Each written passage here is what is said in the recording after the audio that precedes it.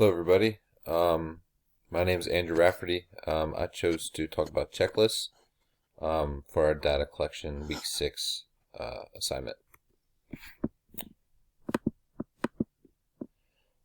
So the first thing we were tasked with answering is what is a checklist? I have two answers, and I'll read them, and then I'll kind of talk about them in my own words. So, in the Melter reading, it said that a checklist is a list of behaviors, characteristics, skills, or other entities that a researcher is interested in investigating.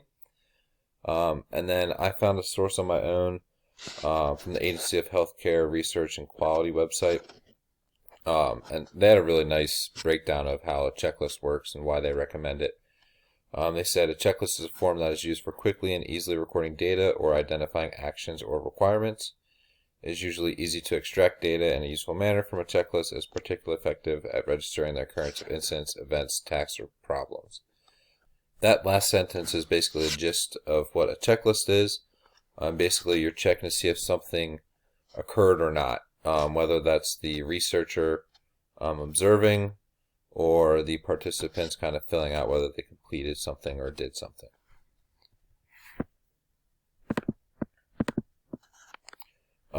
So the processes and procedures that are unique to a checklist, they are basically did something happen or not. Not getting too much into detail like some other forms of quantitative or qualitative data collection. If you're thinking about using a checklist to collect data, I wrote down some steps. So first you need to decide whether you yourself, the researcher, will be observing and keeping tallies on a checklist yourself, or you'll be having your participants select whether they completed something or did something or not. Agree on what events should be recorded, right? These should be things that are either easily observable for the researcher or easily known by the participant. You got to decide how long of a time period are you going to be collecting this data for.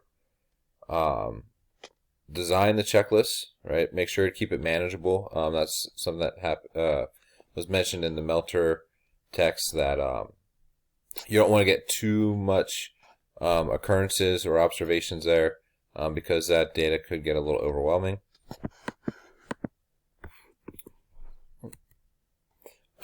So looking at whether a checklist is viable or not, we want to look at these strengths and weaknesses.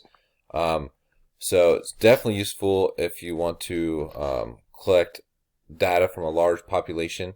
You can easily collect that data, and then oftentimes, especially if you're using something like a Google form, you can send it out to a spreadsheet, like basically just with a click of a button, so you can analyze that data pretty well. Definitely good at like organizing data because you're only really looking at like a yes or no, did something happen, or was something completed.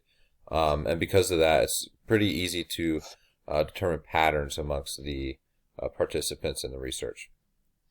Some weaknesses, you don't know why things happen, right? We're not really delving too much into the details. We don't know the context, right?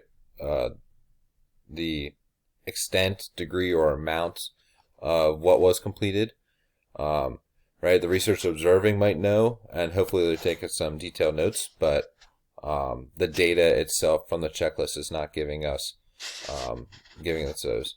And your checklists need to be specific to an event.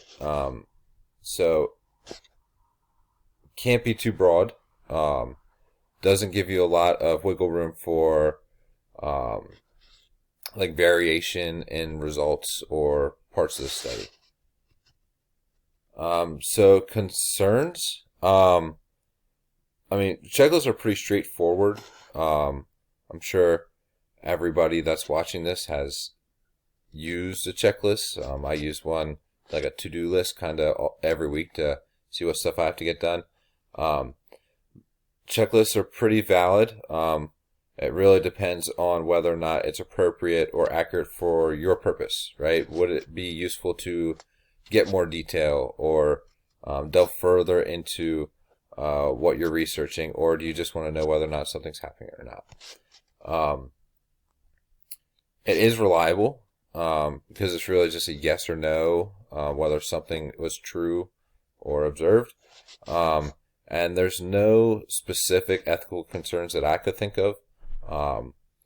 Now, other ethical designs in their research could probably come into play, but I don't think the actual tool of using a checklist is something that is too invasive or misleading, especially if beforehand you're doing a good job at communicating what you're looking for, what your expectations are, and along those lines. And then here are some references. I did leave the Mertler 2017, again, very simple, because when I was looking for what the specific title of the text was, there was a couple options, so I didn't want to cite the wrong one, so I just stuck with what Dr. Dreon had on our homepage. All right, that's it. Thank you.